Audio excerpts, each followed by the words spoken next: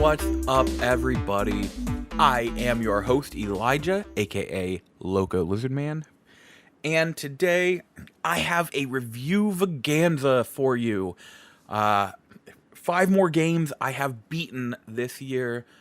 I will give my thoughts, my review, and if I think it is a game worth playing. Before we get into that, some housekeeping. If you enjoy these reviews, if you enjoy these podcasts, please do hit the like button on whatever service you are listening to this on. It really, really helps, and I appreciate it very much. Also, if you want to support a little extra and you have Amazon Prime, you can do so without really needing to do much. If you have Amazon Prime, it gets you a free Twitch Prime sub. Yes, I stream on Twitch. If you have listened to the podcast before, you know this well. I stream on Twitch, usually every Friday, Saturday, and Sunday night. And if you have Amazon Prime, you have a free sub that they don't tell you about. I would be blessed if you gave it to me, but at the same time, just give it to a streamer you enjoy, even if it's not me. Give it to someone. Don't let it go to waste. Help someone out with it. That would be wonderful of you. Now, let's get right into business, shall we? First up, I beat Senua's Saga Hellblade 2. This game was developed by Ninja Theory and published by Xbox Game Studios. I will also say I played half of it on my Xbox Series S, and the other half on my Asus ROG Ally. The reason I bring that up, the ROG Ally played it pretty well, but didn't have the best frame rate or anything. So I'm letting that be known now that the way I played it, I can't really speak too much to how well the game plays because, like I said, the frame rate wasn't the best sometimes. Frame rate wasn't the best sometimes, so I can't really dive into that aspect of it. That being said, Senua Saga Hellblade 2 was a fantastic game. I had a blast with it, and it was exactly what I wanted going into it.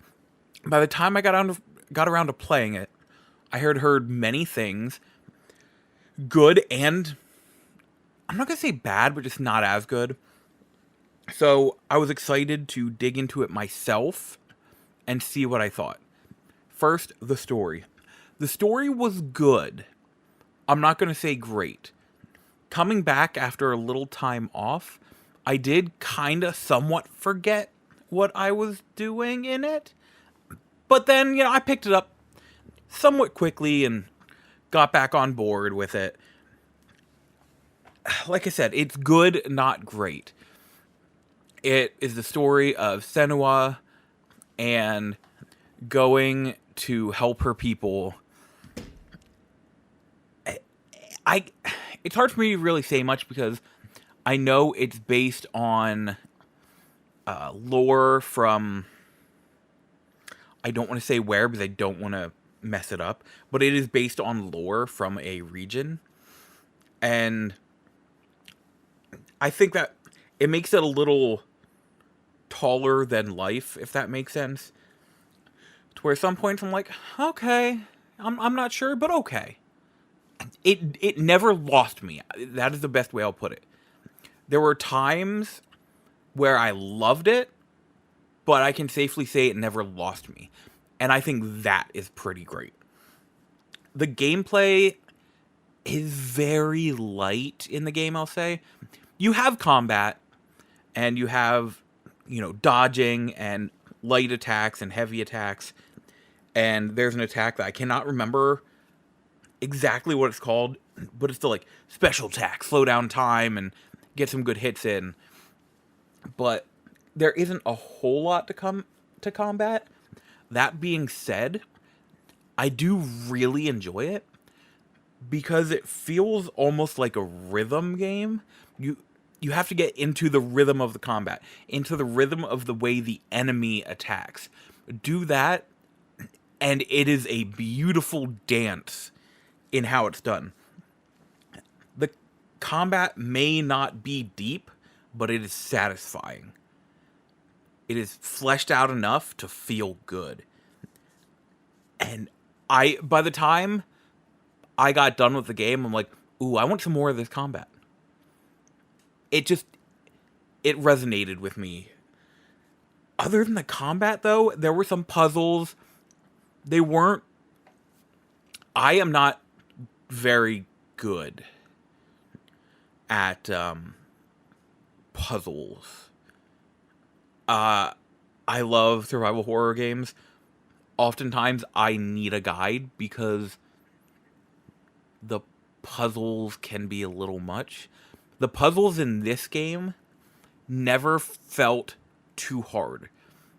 There were a few times it had me going, what do I do? But overall, it wasn't bad. And I am very appreciative of that. Because I love when a game makes me think, but it doesn't make me think hard enough that I get upset at not being able to figure out how to do what I'm trying to do. And I'm very thankful for that. Other than that, it's walking around, talking, some exploring, but it's mainly the puzzles and combat that are the crux of the gameplay. The music, it was good. I'm not going to say great, but it was good. The voice acting, fantastic. I want to say her name is Milena Juergens.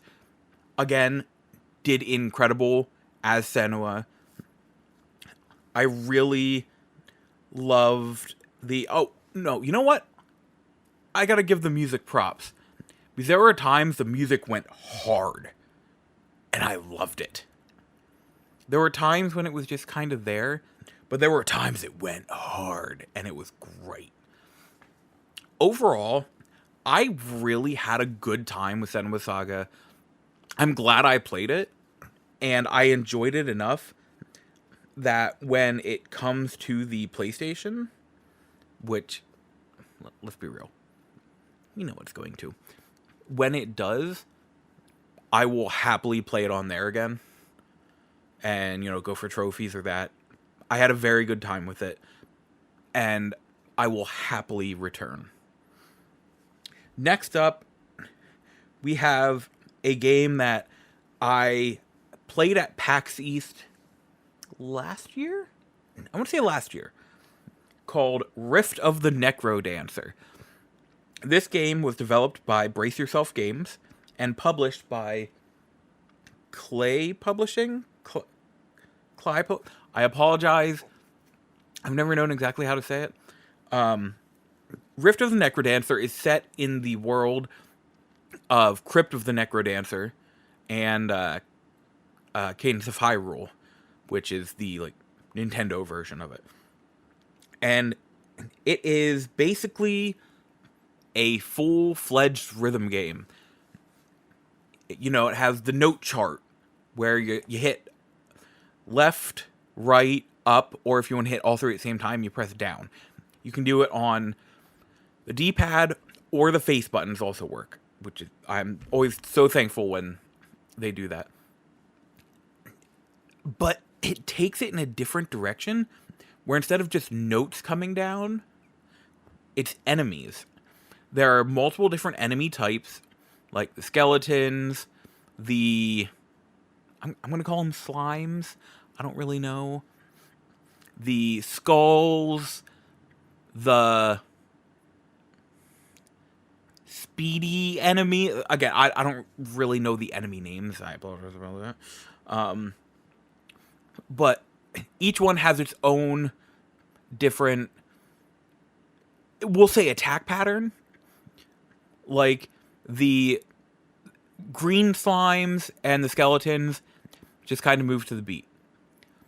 Then you have The gold skeleton, and there are up to three variants of a certain enemy. So you have the basic skeleton, which just moves to the beat, you attack it. The gold skeleton, where you hit once, and then it will move back and basically be right in front of the next enemy in that line for the note chart. And then you have the gray skeleton that you have to hit twice on beat, and then that it'll go back up to the next one. Then you have the regular green slime, which will be normal. You know, you hit it once on the beat, it goes away. You have the blue slime. Hit it once, hit it again, it'll go away. Yellow, which is you hit it 3 times on the beat. Then you have enemies such as the shielded knights, I'll call them, where you have to hit them in quick succession. So if the knight has one shield, you go hit. Different stuff like that. All these the bats, there are bats where whatever direction it's facing, when you hit it, it slides over to that note chart for the next beat. All these different enemies that go perfectly with the music. It is awesome. The music selection is just like any other game, like Guitar Hero, or because of how it's almost on like a dial, it actually reminds me a lot of DDR's song selection. But it has, just normal song selection like that, and each song is basically a glorified battle. And I love it. It is so fun. It is one of the harder, if not the hardest rhythm game I've played. I managed to complete all the songs on medium, but I had a hard time. I was failing some. I am pretty adept at rhythm games, and I was having a hard time. But it's fantastic. This, as of right now, this is like right at the top for Game of the Year for me. I have had such a blast. There was free Super Meat Boy songs added. They just did a Celeste DLC with 4 songs. I think 3 songs and 1 was free or something like that. The game is so fun. It's so challenging. It's so rewarding, and it feels great. Not to mention, the music is fantastic. You have music in there from, I'm guessing he is the main composer of Crypt of the Necrodancer. I haven't played Crypt too much. I need to go back. I want to go back even more now after this. There's music from other artists, including Alex Mulaka. It is so fun. I love the game, and I will highly recommend it. Like I said, it is challenging. It is one of the most, if not the most challenging rhythm games I've played in a very, very, very long time. But it is also one of the most fun I've played in a very long time. It's catchy. I have the music stuck in my head all the time. It is so good. Also, I didn't note it beforehand. I played this on Steam. So, it is now currently on Steam and Switch. It just came on Switch recently. But I cannot recommend this game enough. It is so freaking good. The next game I played, well, it's a game. It is a game about digging a hole. That is the title of it, a game about digging a hole.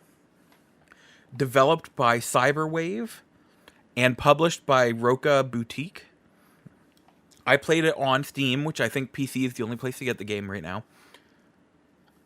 It is a super basic game that was just so satisfying.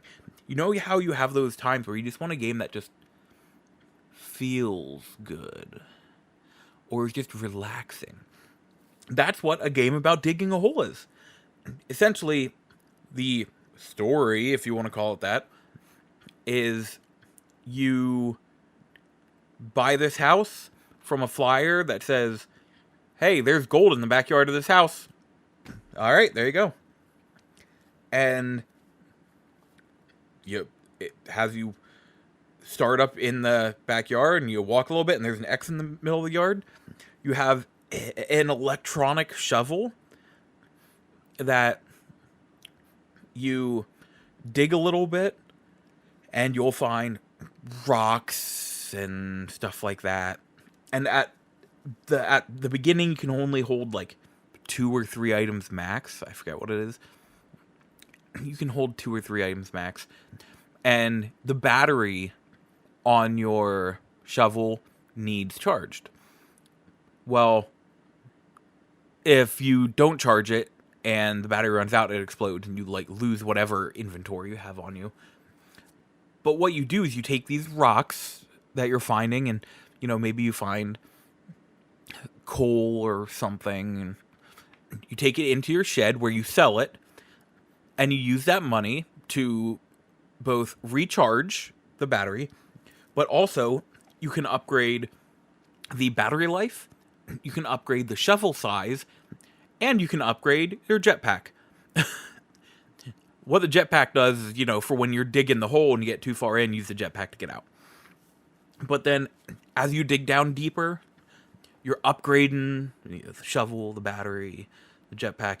You'll find silver and gold and diamond and all this other stuff. You sell it. Oh, and you can also upgrade your backpacks, your storage, so you can hold more items at a time. But as you go down, you're digging, and I have to sneeze. There we go. You upgrade this, you keep digging and digging and digging. And all I will say, there is an end to the game. I want to say it took me about an hour and a half to 2 hours to beat. It wasn't much. But it was a very fun, relaxing time.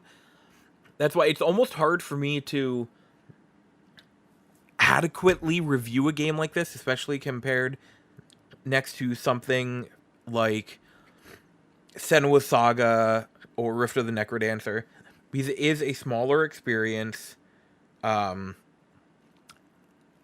It is a fun time. It is a good time. It doesn't overstay its welcome, and it's relaxing.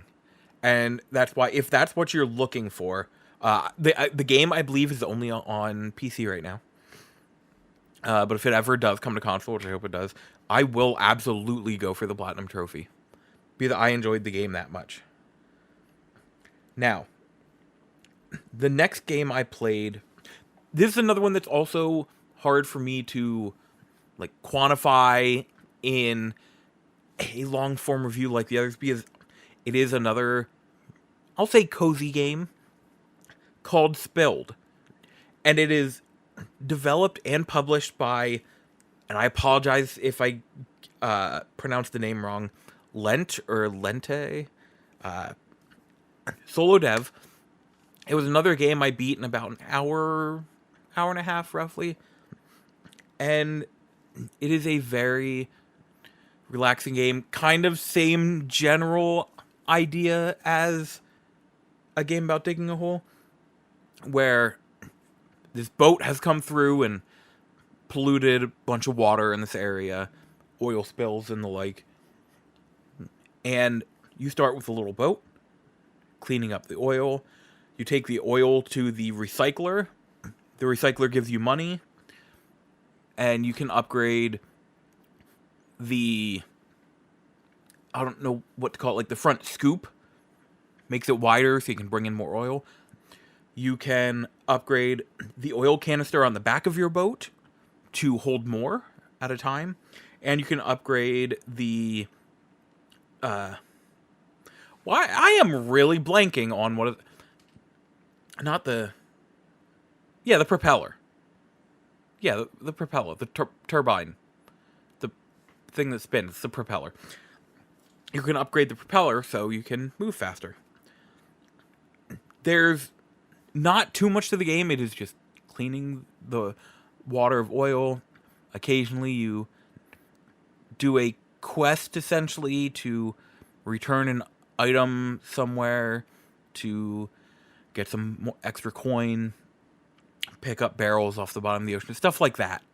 It's not much, but it is so relaxing, and I felt so chill playing it, and it was just what I needed. It is not a very expensive game. It is only on PC right now.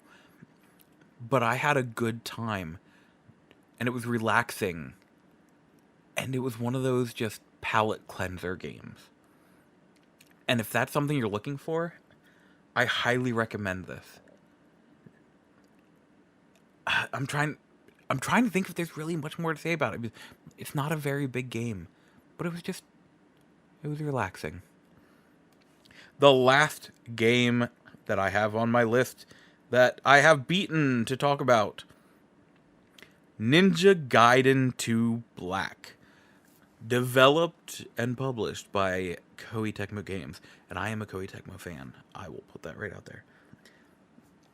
Developed and published by Koei Tecmo. Ninja Gaiden 2 Black is a remake. Straight up remake. At first I wasn't sure if it was a remaster or remake, but straight up remake of Ninja Gaiden 2 with all of the best parts of Ninja Gaiden 2 and Ninja Gaiden 2 Sigma rolled into one. And all the bad parts, from what I hear, not in there at all. I had a blast with this game.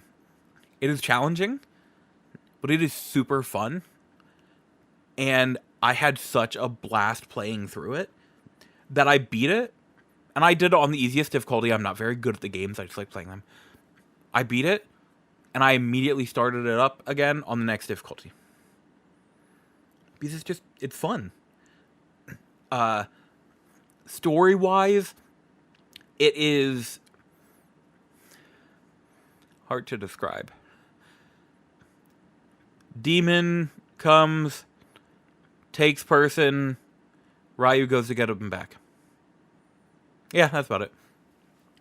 With the occasional playing as Momiji or Ayane or Rachel.